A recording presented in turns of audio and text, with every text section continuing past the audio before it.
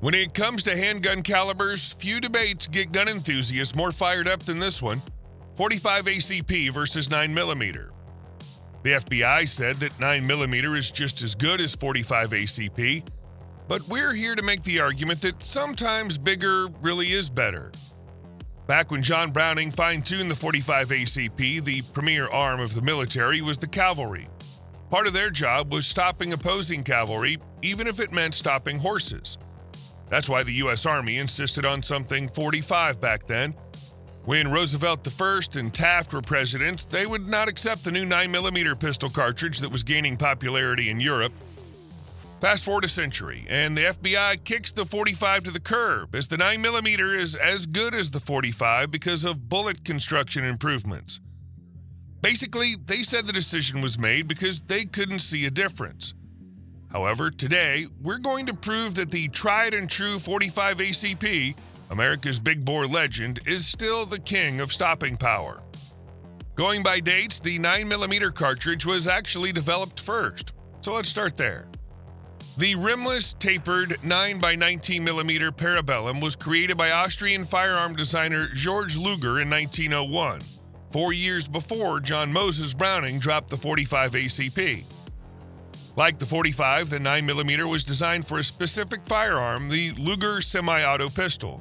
That's why it was originally given the moniker 9mm Luger, which you still see in use today. It was readily adopted by the German Army and Navy, and the 9mm became the standard German pistol cartridge through World War II.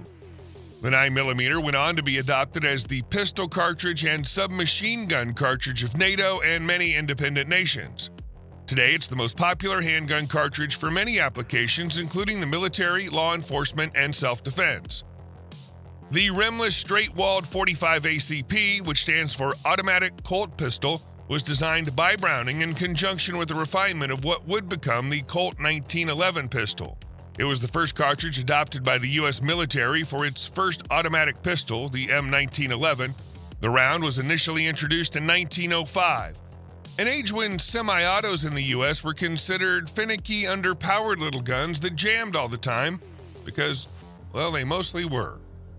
In 1905, after tests and studies, the military came calling for a round equivalent to the 45 Colt for a semi-auto pistol.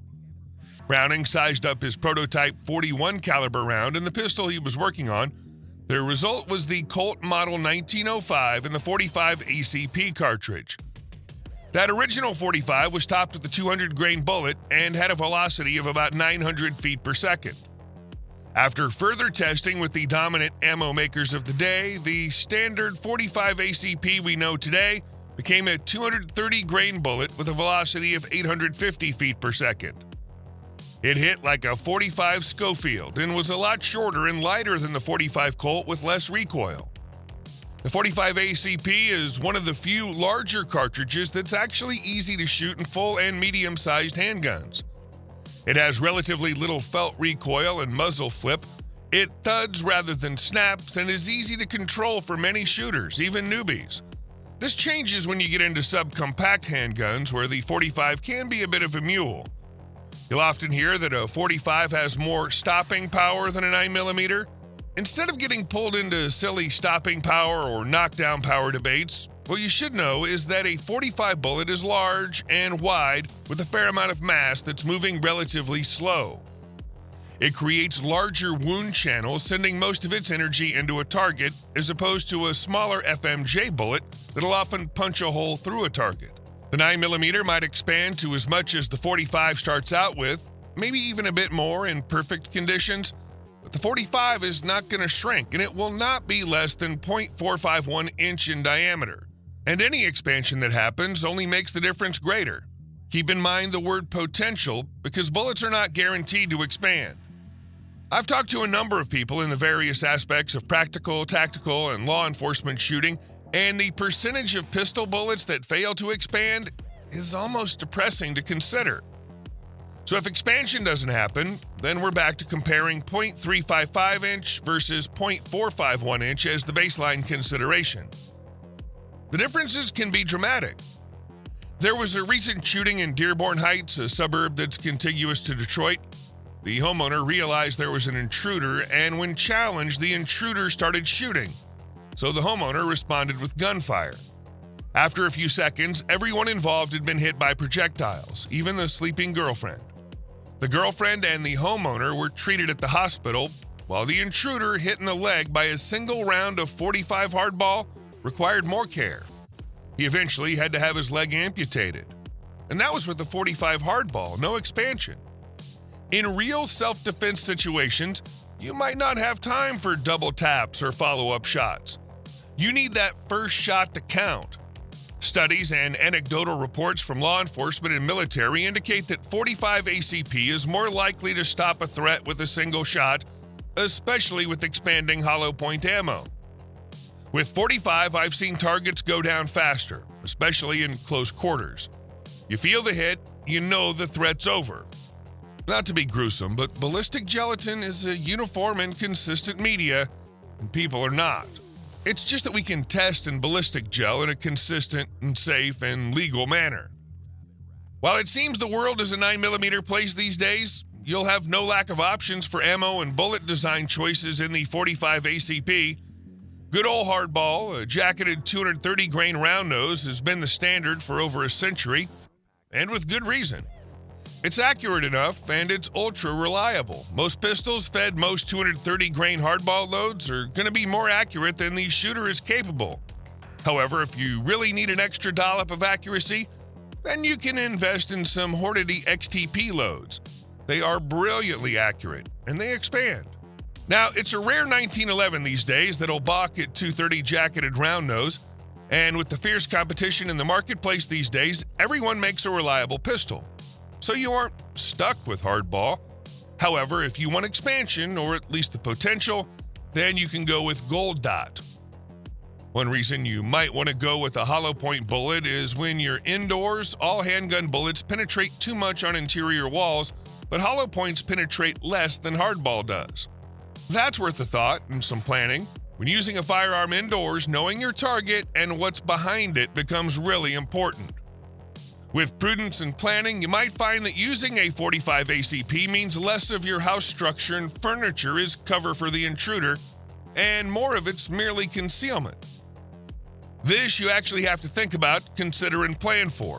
Your builder will not be marking the parts of your house as cover and concealment for you.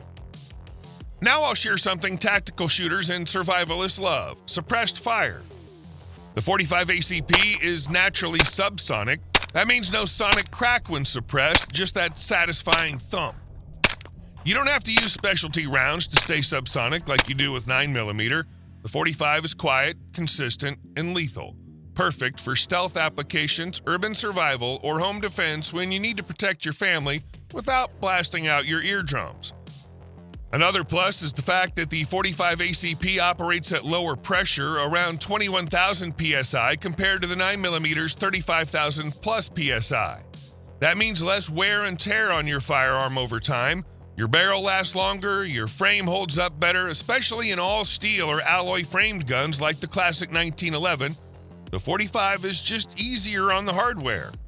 And in a long-term survival situation, the longevity of your weapon really matters. Now, Newton would tell us that while more is always more, it costs one way or another. It costs in recoil and magazine capacity. You have to be willing to put up with the recoil of .45 in order to get the power of a .45 caliber projectile. That's not a real problem, as there are a number of female competitors in the USPSA IPSC circuit who are not tall nor heavy and find the recoil of a .45 ACP pistol to be no big deal. If someone who stands at 5'0" and weighs 90 pounds can shoot a .45 accurately and quickly, what's your problem? Capacity's another. A double-stack 9mm can still be very trim and still be manageable, but a double-stack .45, even in the slimmest version, is a big handgun.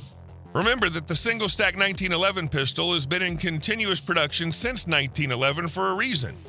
It holds enough ammunition that you probably won't need more, and if you do, the reloads are mighty quick. Oh, and one more cost that I have to admit to: actual cost, as in .45 ammunition of any kind costs more in dollars than 9mm does, if only because there's more material in it. A quick check shows 9mm 115 grain ball in unreloadable steel cases at $200 per 1,000 rounds. Reloadable brass ammo runs $230 per 1,000. Meanwhile, 45 ACP runs $390 per 1,000 in reloadable form. I'll admit, that's a bunch more. At the end, you might be wondering which caliber's better for you, the 9mm or the 45 ACP? Well, this might rock your world, but I recommend getting one of each, assuming you have the money. Many shooters like to have the 45 ACP for home defense. It's the perfect grab-and-go handgun to fire in close quarters where recoil won't pose such a problem. Alternatively, the 9mm stopping power and smaller design make it ideal for open and concealed carry. While there are a number of compact 45 ACP models on the market, as a general rule, you can expect the 9mm to be more comfortable to carry in a holster. Also, in a self-defense situation outside of your home, there's a higher likelihood that you won't be firing your gun at close range like in a home defense scenario. In this situation, you'll be glad that you have the faster follow-up speed and larger magazine capacity of 9mm. So is the 45 ACP better than the 9mm? For stopping power, barrier penetration, and sheer impact? Absolutely. It's the round that stood the test of time, trusted in war zones, self-defense scenarios, and by countless professionals who value knockdown over capacity. Yes, the 9mm may be lighter, faster, and easier to control, but when it comes to ending quickly and decisively, the 45 ACP brings a level of authority few calibers can match. Don't get me wrong, 9mm has its place. But if you want uncompromising power, legendary performance, and fight-stopping force, 45 ACP is your answer. Thanks for watching. If you believe power still matters in a world of compromises, then the 45 ACP might just be your round of choice. Don't forget to like, subscribe, and hit that bell so you never miss a shot from Survival Gear.